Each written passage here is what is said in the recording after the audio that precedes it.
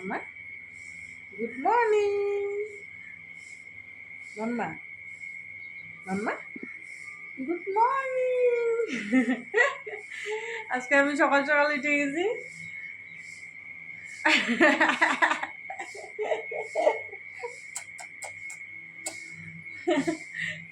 সকাল সকাল উঠে গেছি তো 6টা বাজে। এখন কাজ বাজ শেষ, ঘর চাপ দেওয়া, মুখ টুক ধোয়া হয়ে গেছে। তো এখন চা খাবো, চা পাতা নাই, তো দোকান যেতে লাগবে চা পাতা আনতে। দোকান এখনো খুলেই নেই। আর ইনাকে জোর করে উঠাইলাম, মানে যেখানে শুয়েছিল ওখান থেকে দূরে যায় শুয়ে আছে।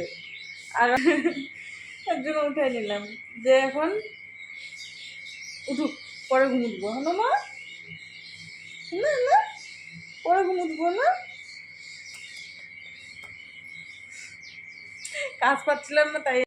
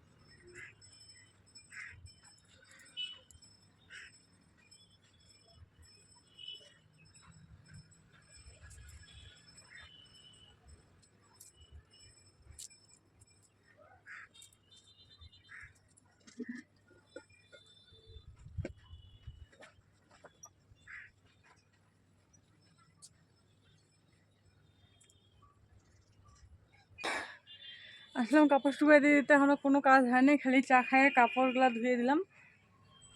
কাজ বাজ সব পড়ে আছে। তো দেখা যাক, আজকে সবটাই শেয়ার করবো তোমাদের সাথে, দেখতে থাকো।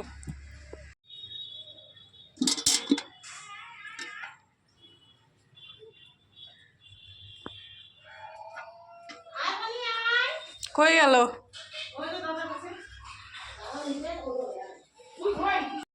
তো কাজকর্ম সব শেষ হইলো। এখন আসলাম রান্না করে, ঘর দুয়ার মুছা কুছা কমপ্লিট, কাপড় শুকাইতে দিয়ে আসলাম। সকালবেলা কিছু কাপড় শুকাইতে দিয়ে আসলাম, তোমরা দেখছিলাই, ওগুলো নিয়ে আসলাম। ওগুলো শুকাই গেছে জন্য আরও চান টান করার পরে আরও কাপড় চাপড় কিছু ছিল, ওগুলো শুকাইতে দিয়ে আসলাম। এখন পুরা ঘেমে গেছি, দেখো। আইসে মুখটা মুছলাম। তো এখন ভাত বসাবো।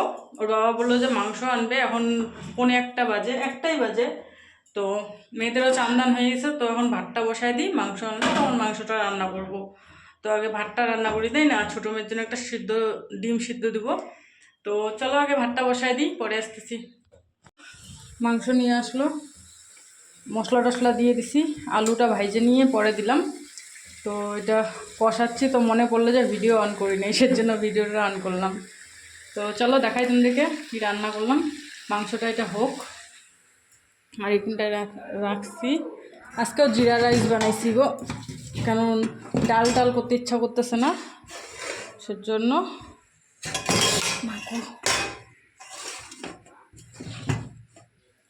জিরা রাইস আর চিকেন কষা, অল্প অল্প ঝোল করব, বেশি একটা ঝোল করব না। তো এখন যে কয়টা বাজে দাঁড়াও দেখি, তো সময় হচ্ছে 1:34, 1:34 বাজে। তো এই তো রান্না করার মধ্যে মনে পড়লো যে না, ভিডিওটা অন করে দিই, তো সেজন্য ভিডিওটা অন করে দিলাম। তো তোমরা দেখতে পারলা যে কী রান্না করতেছি। একটু জল দিয়ে দিই গো, কেমন বলো তো, লেগে যাচ্ছে তোমার সাথে কথা বলতে বলতে।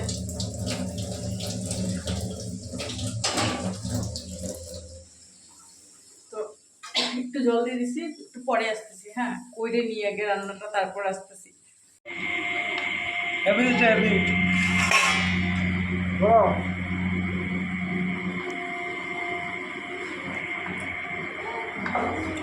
এখন আবার নতুন নতুন ডিজাইনের আবার খাবার বানাচ্ছে বাবা।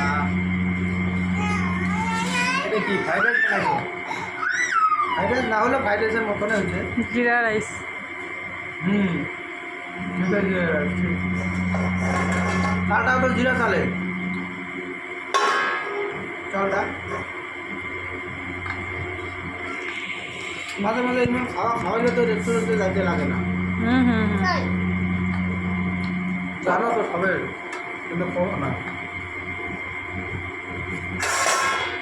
এই বাবা রে, ভালো মেয়ের জন্য একটু সুজি বানাইলাম, তো একটু বেশি হয়ে গেছে জন্য এটা নামায় রাখছিলাম। মানে ছোটো মেয়েকে যেহেতু চিনি দিয়ে খাওয়াই না, তো ওর জন্য মানে মিশ্রি দিয়ে বানাইলাম, তাল মিশ্রি দিয়ে বানাই নামাই নিলাম। নামাই নিয়ে এখন আমাদের জন্য চিনি দিয়ে, মানে এটুকু বেশি হয়ে গেছে, অনেকটা দিয়ে ফেলছিলাম শুকনা সুজি, তো সের জন্য আর কি অর্ধেকটা ওর তুলে নিয়ে ওর জন্য বানায় রাখলাম মিশ্রি দিয়ে। এই যে এখানটায় ছোটো মেয়ের জন্য, আর ওইটা বানায় রাখি বড় মেয়ে আর আমি খাবো অল্প, যেহেতু বেশি হয়ে গেছে, তাই না?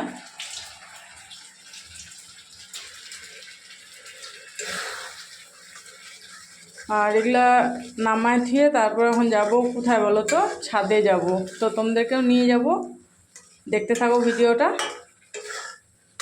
চলো এটা রান্না করে নিই, তারপর আসতেছি। তো এখন যাব, চলো ছাদে। রান্না হইলো, সুজি বানায় রাখলাম, তো চলো ছাদে যাই আগে।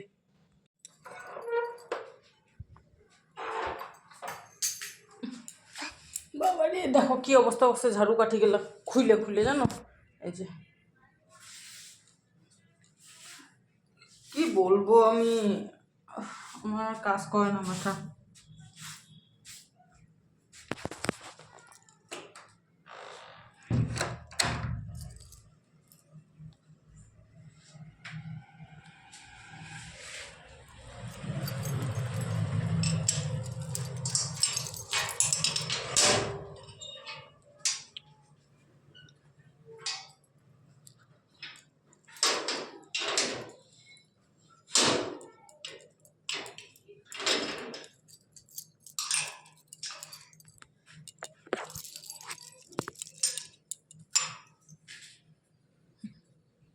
জুতা নাই, মনটা কি কয়?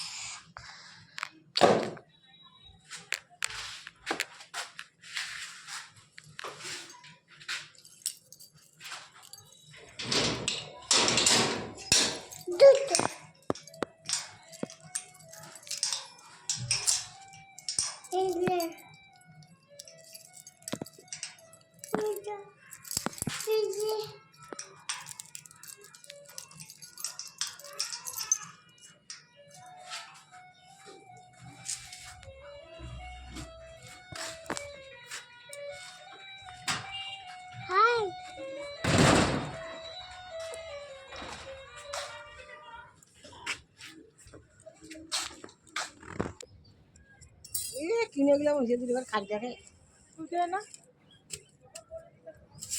যে নারকেলের ইসে দিয়ে বানাইলে পরে বসার ঠিকই যায়, সেরকম তাই না? না সে কি বলতো, সেরকম করে ঝুড়ো নাই না, আরো যদি কয়টা হইতো।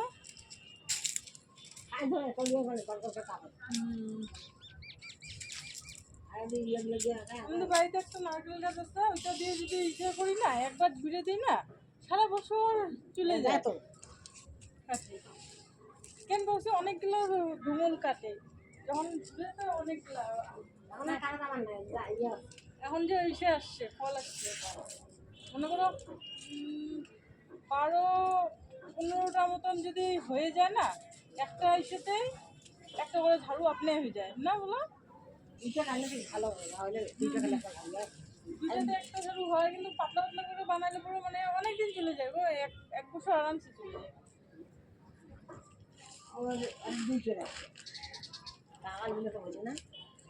ফল না ধরতো তখনকার ঝুড়ে দিতে লাগে। তখন ইলে নারকেল থাকে আজকে কি করছে ঘাসছে শুনতে একটা কোকোওয়ালার এখানে রান্না থাকে শুকনা নারকেল। এই তো হাঁটা দেখি নাই আমরাও দেখার নেই দেখি এখন দৌড় নারকেল না না না না